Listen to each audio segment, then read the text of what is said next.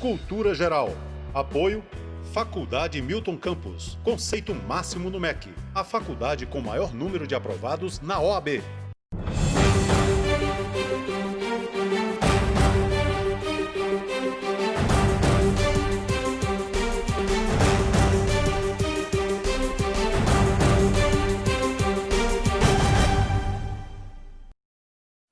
Olá, sejam todos muito bem-vindos ao Cultura Geral. Hoje, segunda-feira, a gente começando o programa. A gente vai tratar hoje um pouco sobre o aborto, falar um pouquinho sobre esse assunto que nos custa tão caro como sociedade, né? Os nossos receios, preconceitos, medos, legislação, o que é legal, o que não é. É muito importante a gente, mais uma vez, discutir esse assunto. É um assunto que a gente discutia recorrentemente, principalmente no rádio, né? Mas discutir esse assunto é muito mais importante para a gente como sociedade do que deixar esse assunto debaixo do tapete, né? Sejam todos muito bem-vindos. Sejam todos muito bem-vindos aqui ao Cultura Geral. É um prazer sempre fazer o Cultura Geral aqui na TV Banqueta e pelo menos segunda a quinta-feira ao vivo, né? E hoje a gente está recebendo para tratar desse assunto a doutora Mariana. Seja muito bem-vinda, doutora, mais uma vez. É um prazer te receber para a gente tratar desse desarquivamento aí, né, desse projeto, né, doutora? Seja muito bem-vinda. Isso mesmo. Obrigada, Betão, como sempre. Segunda vez que eu estou aqui, é um prazer estar aqui com você hoje. E isso mesmo, teve esse desarquivamento da PEC anti-aborto que aconteceu em fevereiro desse ano. Ela foi arquivada no final do ano passado, 2018, e foi desarquivada pelo senador Eduardo Girão, salvo engano, em fevereiro desse ano. Doutora, por que o aborto é um assunto que nos custa muito caro como sociedade?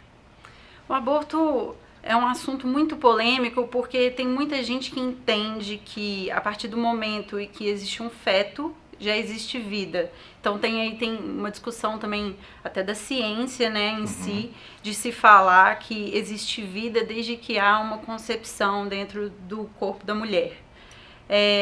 A questão é que não necessariamente isso é visto dessa forma pela legislação, né? A vida na legislação brasileira é vista a partir do nascimento da criança, né? Então existe toda essa discussão e aí entra também questões religiosas no meio dessa tentativa legislativa de se definir se deve se legislar ou não a respeito do aborto, né? Esse assunto é um assunto que mexe muito com a sociedade, mexe muito com as pessoas. Muitas das vezes é colocado na conta da mulher essa situação. Ela que vai ter que decidir o que fazer, como fazer, da forma que fazer. Eu acredito que sim. Inclusive, eu acho que não muitas das vezes. Eu acho que todas das vezes. Porque sempre que uma mulher engravida, na maioria das vezes na nossa sociedade, a culpa é vista que a mulher não teve cuidado, ela que engravidou por um erro dela. Nunca se olha o lado do homem que estava envolvido naquela gravidez que aconteceu de forma acidental e não querida, né? Mas se a gente também parar para pensar, eu acho que é muito importante essa reflexão. A gente vive numa sociedade em que existem diversas crianças em meio de adoção, né, que não tem pai nem mãe e que às vezes só tem uma mãe e que o pai mesmo já fez o aborto dele, simplesmente não assinou a certidão de nascimento, falou que não ia ser pai. Ele fez o aborto dele, só que o aborto do pai não é visto como algo não respeitado pela sociedade. Ninguém fala do aborto que o pai faz, todo mundo fala do aborto só que a mãe faz. Só que todo mundo esquece também que tem muita mãe que às vezes engravida, não tem condições, busca outros meios para tentar não ter aquela criança porque não tem condições de sustentar aquela criança e às vezes ou tem a criança e entrega para o mundo, ou às vezes não tem a criança e busca um meio ilegal para se livrar daquela criança e acaba perdendo a vida junto com a criança, então com aquele feto, né? Então assim, é uma discussão muito delicada, porque tem o aborto que é feito por diversos pais todos os dias no Brasil e o aborto que é feito por mulheres na tentativa de tentar continuar vivendo a vida dela e que esse é o condenado pela sociedade, é o que todo mundo fica querendo proibir o tempo todo e a nossa legislação voltou a discutir essa questão agora. É muito cultural isso, é uma cultura, vamos dizer assim, essa cultura de tentar vigiar o corpo do outro, a mulher, tentar vigiar isso. Isso é uma cultura latino-americana, assim, tem muito desse aspecto colonial ainda. Eu acredito que sim. Eu acredito que isso vem, inclusive, junto com essas questões bem machistas da nossa sociedade, principalmente no Brasil, que é onde a gente consegue falar mais, até das questões de Maria da Penha, onde a mulher tem que ser muito submissa. Então, eu acho que isso tudo vem muito interligado. Essa questão de submissão da mulher e essa necessidade da mulher sempre ter o seu corpo vigiado e alguém decidindo por ela a respeito do que ela deve fazer e não aquilo que ela quer fazer. Sabe, aquilo que ela deve decidir sobre ela mesma, sobre o que o corpo dela, o que ela pode fazer com o corpo dela. Uhum. Então eu acredito que isso é muito cultural. E como é que, e aí seria também uma questão uma questão médica também, de saúde pública, mas muito se diz, por exemplo, da prevenção, né? Não preveniu porque não quis, teve o filho porque ficou grávida porque não tomou os cuidados devidos e tal. Isso também é uma carga que cai sobre a perspectiva feminina?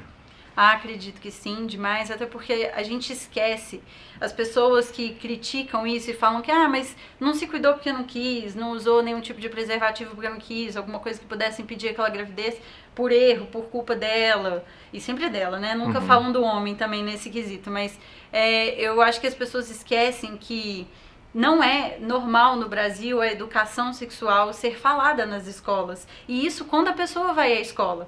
E a gente vive num país em que a maioria das pessoas não vai à escola. A maioria das pessoas nunca falou de educação sexual. O pai e a mãe não sabem ensinar educação sexual para o filho.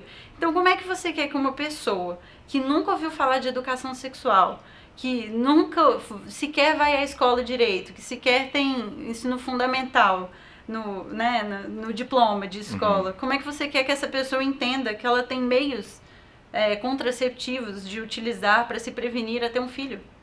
É complicado demais a gente esperar isso de uma sociedade igual a brasileira, que não tem condições de ensinar isso para as pessoas, se a gente não tem educação.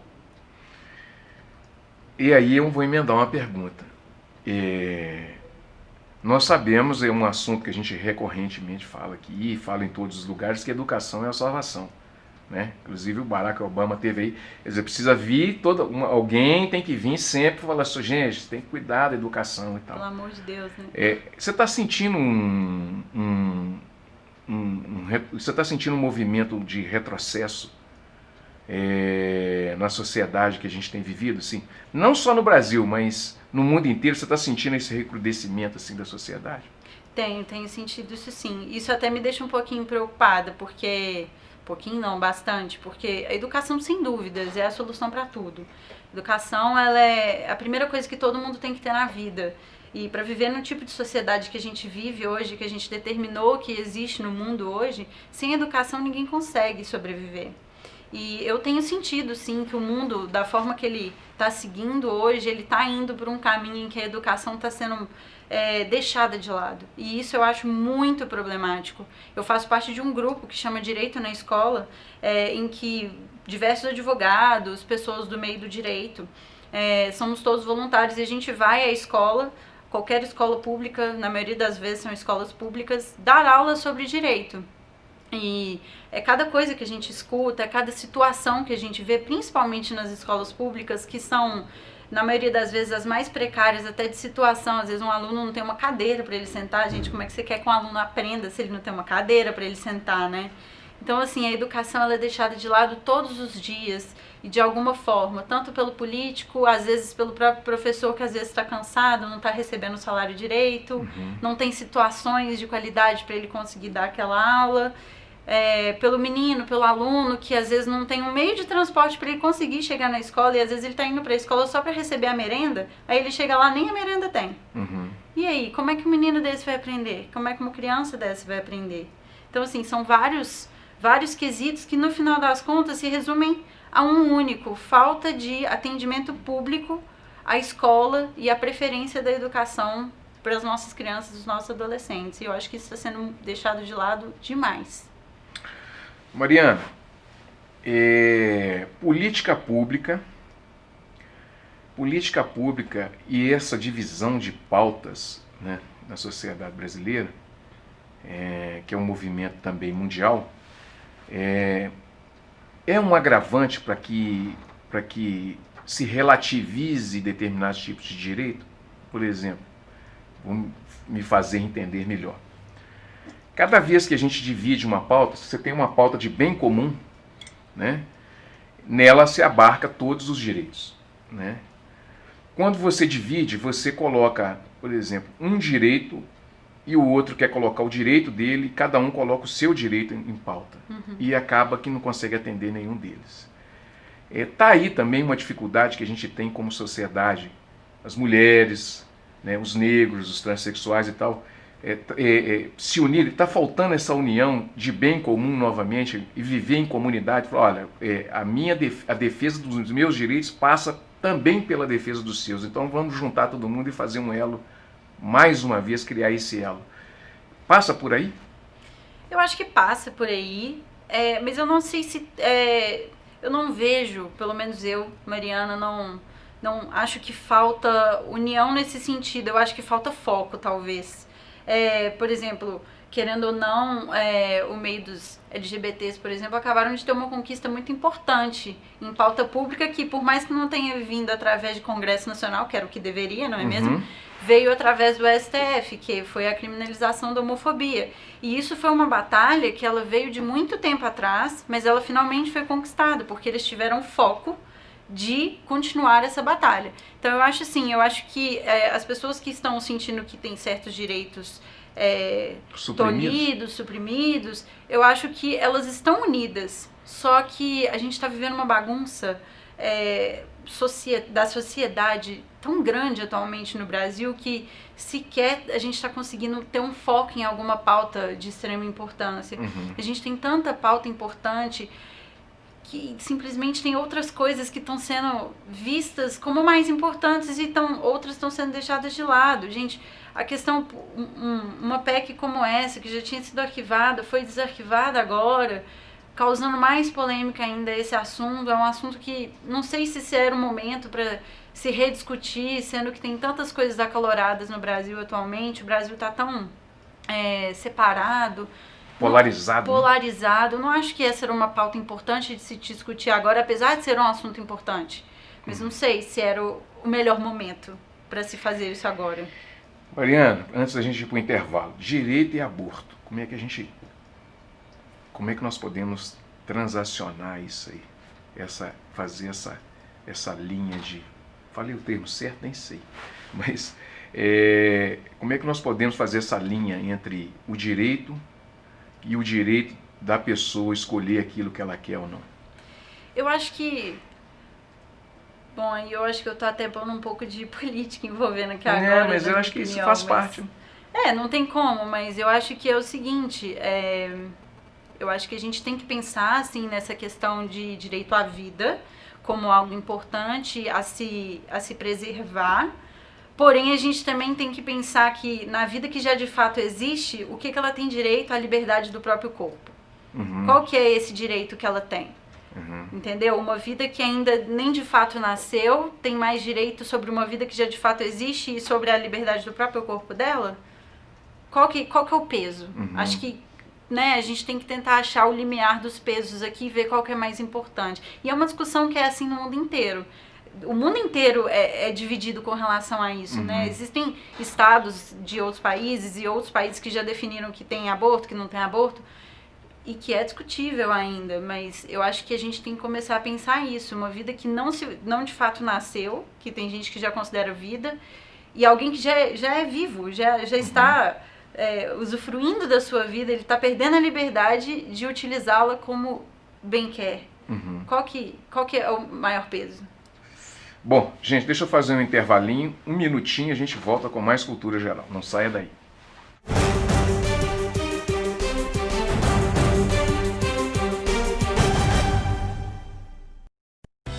Cultura Geral. Apoio Faculdade Milton Campos. Conceito máximo no MEC. A faculdade com maior número de aprovados na OAB.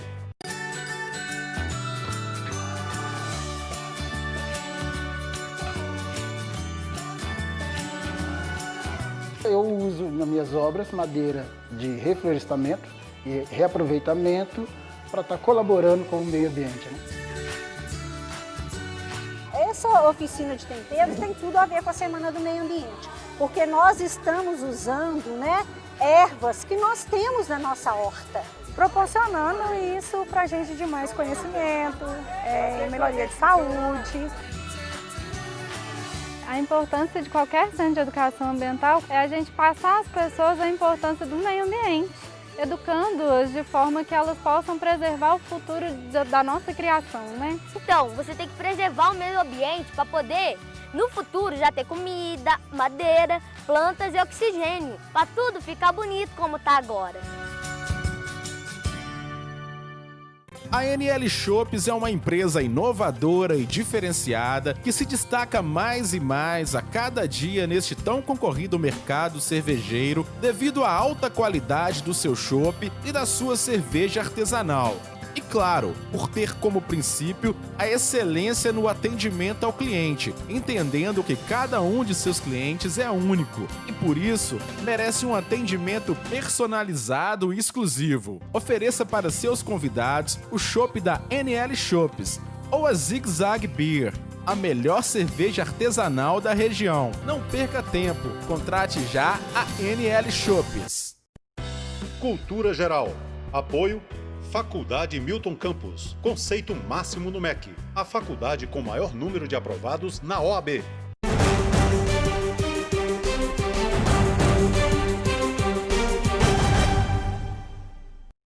Bom, de volta com a Cultura Geral. Mariana, vamos falar um pouquinho desse desarquivamento. O que aconteceu, como é que aconteceu e por que ele foi desarquivado? Essa PEC, ela é de 2015, PEC 29 de 2015. Ela estava tramitando no Senado e ela foi arquivada no final do ano passado. Em fevereiro desse ano, o senador Eduardo Girão, se não me engano, ele desarquivou, no auge, inclusive, do fogo do calor do momento, nas discussões com a questão da homofobia, da criminalização da homofobia. E eu acho que foi um momento que ele fez isso porque acho que foi uma visibilidade de estamos perdendo uma batalha, então deixa eu pegar uma outra aqui para ver se essa aqui eu não perco.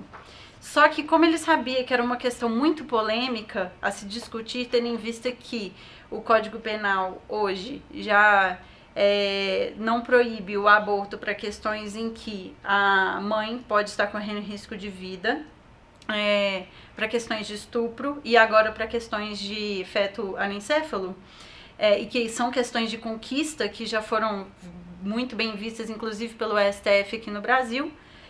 Na hora que ele desarquivou, veio uma polêmica muito grande com esse desarquivamento, principalmente dos lados de esquerda, né, dentro do Senado, e ele falou assim, não, tá tudo bem, eu vou emendar essa PEC, e essa minha emenda vai ser para garantir que essas formas de possíveis abortos que já existem hoje não sejam perdidas com a alteração na Constituição. E aí agora ela tá tramitando, e assim continua, ela tá parada agora com a relatoria do CCJ, no Senado, e estamos aguardando cenas dos novos capítulos, porque não necessariamente também, só porque ele apresentou essa emenda, significa que de fato ela vai ser aprovada junto com essa emenda. Sim. Então tem esse risco ainda também de, se ela for aprovada, todas as formas de aborto que já são autorizadas dentro do Código Penal brasileiro, elas sejam perdidas. Tem essa possibilidade, apesar dele ter feito a emenda para falar que está sendo garantido isso, né? Então tem essa polêmica. Como é que isso atinge a mulher? De uma forma muito pesada, porque se a gente for parar para pensar, as conquistas que a gente tem hoje no Código Penal de deixar as questões de aborto em casos de estupro. Gente, se uma mulher engravida porque ela foi estuprada, já não tem nem aquele discurso de foi culpa dela. Gente, é um estupro, né? Uma violência sexual que ela sofreu ali. Então, como que alguém vai virar e falar para ela que ela não vai poder abortar aquele filho que ela não quer, que foi indesejado, que partiu de uma violência sexual, que ela não queria nunca na vida ter passado e que ela não quer lembrar, ela não quer ter uma recordação daquilo. Como que alguém chega e fala pra ela que ela não vai poder abortar aquele feto e que ela vai ter que conviver aqueles 9 meses com aquela gestação e vai ter que ter aquele filho. Por mais que ela possa dar aquele filho para adoção depois, porque essa é uma justificativa. Não, ela não precisa ficar com aquela criança. Mas, gente, são 9 meses no corpo daquela mulher. Todas aquelas modificações no organismo dela que ela vai ter que viver. Pra mim, isso é, assim, absurdo, né? Porque a gente tem que pensar muito no lado do outro quando a gente faz proposições como essas. Então, acho que a mulher, ela é sempre um ponto de foco no Brasil em algumas coisas, como na Maria da Penha.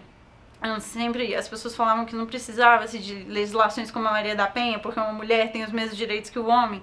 Mas, poxa, sofre muito mais violência que o homem, então tem que ter uma legislação para tentar proteger mais. Então, no final das contas, quem que pode gerar um filho? E se esse filho for indesejado? É a mulher. Então, tem que ter legislações que possam permitir que ela não tenha aquele filho, aquela gestação indesejada. Eu acho que isso afeta demais a mulher. Discutir esse assunto é penoso e desafiador? Demais, demais, porque a gente estava falando aqui no início do programa, o Brasil tá bipolarizado.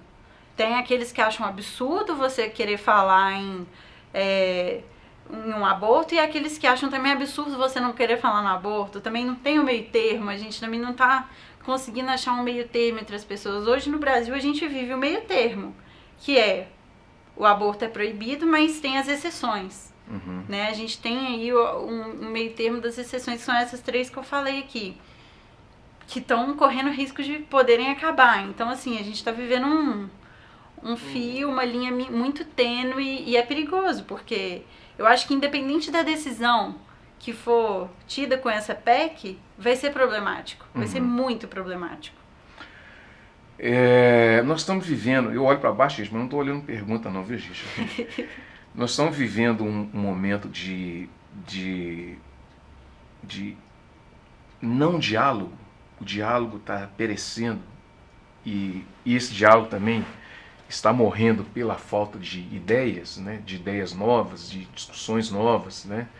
Os espaços públicos estão virando espaços privados, né? Isso pode ser um fator determinante para essa falta de diálogo que a gente está vivendo, não está conseguindo discutir determinadas coisas para poder achar um ponto em comum? Sem dúvida. E isso é tão importante, isso que você falou, porque, querendo ou não, a gente tem que lembrar que quem está no Senado, no Congresso de uma forma geral, eles estão lá porque eles foram eleitos, porque eles representam o povo, certo? Então eles têm que escutar o povo, eles têm que saber o que a população acha daquilo que eles estão criando de projetos e de proposições para alterar legislações brasileiras já existentes. Então, a gente parte desse princípio. E aí, se você for no site do Senado, existe uma votação a respeito dessa PEC, perguntando se quem é a favor e quem é contra dessa proposição seguir em frente, do aborto ser de fato proibido. E, salvo melhor juízo aqui, isso está sendo alterado o tempo todo, mas basicamente tem mais de 50 mil votos falando que não querem que a proposição siga em frente e cerca de 20 mil votos falando que querem que a proposição siga em frente. Ou seja, houve um desarquivamento de uma PEC e que já tinha voto popular falando que não quer que essa proposição siga em frente. Por que os senadores não estão ouvindo a população brasileira? Cadê o diálogo? Sim. Sabe, assim... Está existindo um descolamento entre... Sem dúvida. Eu acho que o nosso Congresso, ele raramente escuta a população. E agora, então, escuta menos ainda. E eu acho que está na hora deles começarem a baixar a cabeça, pararem um pouco e começarem a perguntar mais para a população brasileira e verificar mais o que dentro da população brasileira é de interesse dela ou não a ser feito. Até para a gente parar com esses conflitos políticos que a gente tem no Brasil que estão agravando tanto as situações em que a gente está vivendo agora. É assustador? Muito assustador, porque a gente vive uma democracia indireta, né? A gente elege pessoas para elas nos representarem lá e no final das contas elas não estão aparentemente representando o interesse social. Isso quer dizer que a democracia está em perigo? Nossa, talvez sim. Talvez a gente esteja vivendo uma democracia às escondidas, não sei, mas é importante pensar isso, porque eu não sei se a gente está de fato respeitando a nossa democracia e a forma que a gente estabeleceu o Estado democrático. Eu acho que o Estado democrático de direito ele está engatinhando no Brasil, gritando, e ninguém está fazendo nada. O advogado é chamado para essas discussões o tempo todo, Mariana. É um desafio. Eu lembro da professora Lúcia Massaro falando, olha, cada dia mais os advogados estão sendo exigidos, está sendo exigido dos advogados que eles saibam mais de mais assuntos, né? Trabalhar esse diálogo, trabalhar essas ideias, além de ser desafiador, às vezes deixa a gente assim, num lugar meio perigoso, assim, com a opinião pública. Ah, sem dúvida, porque não tem como também o advogado não pôr um pouco da opinião dele em certos assuntos. Eu tô pondo a minha opinião aqui agora, no final das contas, né? Senão você nem produz conhecimento também. Exatamente. Então, assim, eu acho que o advogado, ele é muito solicitado e também, ao mesmo tempo que ele é muito solicitado, ele também tem que tomar muito cuidado com o que ele fala. A gente tem que tentar saber falar de uma forma muito medida, mas sem deixar de mostrar todos os pontos e todas as formas de se ver aquela situação, né? Então, assim, eu tô pondo a minha opinião aqui, de certa forma, mas acredito eu que eu tô deixando claro que existem vários pontos a serem vistos dentro da questão do aborto. Existe até a questão religiosa mesmo em si, que é muito falada aqui no Brasil e que ainda tá numa linha muito tênue, que tem muita gente que fala, né, a gente não pode misturar tanto religião com direito, mas ao mesmo tempo, como é que você vai respeitar o direito da pessoa se você também não está incluindo a religião? Porque a religião também faz parte da vida daquela pessoa. Enfim, a gente tem que olhar todos os pontos, né? Então, assim, o advogado tem um desafio enorme na mão dele. O que você deixaria de recado, assim, para as mulheres e para esse momento que a gente tem vivido, que a mulher está suportando uma pressão também social muito grande, né? Sempre sobra, né, para a mulher, né? Porque ela é que suporta todas as cobranças sociais na sua grande maioria, que se ela não for casada não se realiza, se ela não for mãe ela não se realiza, se ela não for bonita não se realiza, se ela não for uma boa esposa ela não se realiza, e por aí vai, né? A mulher, se ela não for uma santa, ela não se realiza, né? Então, como é que o que você poderia deixar assim, com a sua experiência já de advogada, sócio de um escritório bacana e tal, e como é que você enxerga o papel da mulher na sociedade atual? Eu acho que a mulher ela tem um papel fundamental na sociedade. Tem muita gente que brinca, eu gosto muito de falar isso também. Eu acho que a mulher vai mudar o mundo. E eu acho importantíssimo a mulher entender que o papel dela é de suma importância, que a gente não pode mais deixar que os homens assumam as rédeas de tudo e que vamos deixar que eles resolvam. Não, a gente precisa assumir as rédeas, principalmente daquilo que é batalha nossa. Questão de aborto, questão de Maria da Penha, isso tudo é batalha nossa. E a gente tem que pegar isso pra gente e levar isso em frente. E estudar, saber do que tá falando, criar conhecimento pra si e não deixar que o outro fale por nós. Quando alguém estiver falando por ela, fala, não, com licença, eu posso falar por mim, eu tenho boca, eu tenho ouvido, eu sei o que eu posso falar, eu sei o que eu posso fazer. Então é falar sempre por si, não deixar o outro falar por si e lutar sempre pelos seus direitos, né? Se ela vê que em algum momento algum direito dela está sendo tolhido ali de alguma forma, levanta a mão, fala, não deixe isso acontecer. A gente tem que... Acho que o tempo da submissão acabou, e acabou já tem um bom tempo, então a gente tem que correr atrás mesmo, levantar a bandeira e falar alto e fazer acontecer, porque a mulher vai mudar o mundo e já está mudando em muita coisa.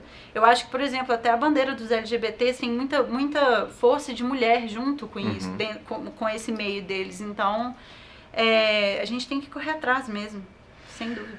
Bom, gente, chegamos ao final do programa Cultura Geral, esse papo super bacana, super aconchegante, né? Muito obrigado, Mariana, mais uma vez. Agradeço, Betão. Vai voltar mais vezes, obviamente, né? Um grande abraço e até amanhã, se Deus quiser, com mais Cultura Geral, gente.